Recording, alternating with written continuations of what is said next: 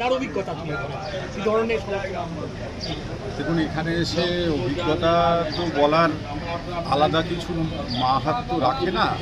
এত বছরের পুরনো বাবার মন্দির, বহুদিন ধরে আসার ইচ্ছে, বাবাকে দর্শন করে একটু পুজো দেওয়ার।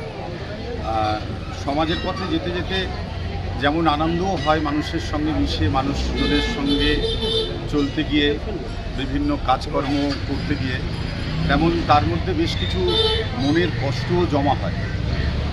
সেই জমা কষ্টের ধূলিকণাগুলো এসে বাবার কাছে নিবেদন করলে বাবা সেগুলো শান্তিতে দূর করে দেয়। তো সেই উদ্দেশ্যে আজকে সকালে বাবার কাছে পুজো দিলাম। তো ইচ্ছে থাকে যখনই বাবার কাছে আসি কিছু আমার নিজস্ব জায়গা থেকে সমাজের যারা অর্থনৈতিকভাবে দুর্বল তাদের হাতে কিছু জিনিস তুলে দেওয়ার, সেটা একান্ত ব্যক্তিগতভাবে সেটা দিচ্ছি।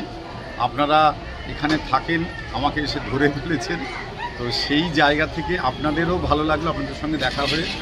আর মানুষের পাশে থাকাটাই মানুষের ধর্ম, সেটা যতদিন মাথায় রাখতে পারবো ততদিন মানুষ হয়ে থাকতে পারবো। আমি অনুপম হালদার, পেশায় সরকারি আধিকারিক, জয়েন্ট কমিশনার, আর নেশায় একজন প্রকৃতিপ্রেমী ফটোগ্রাফার।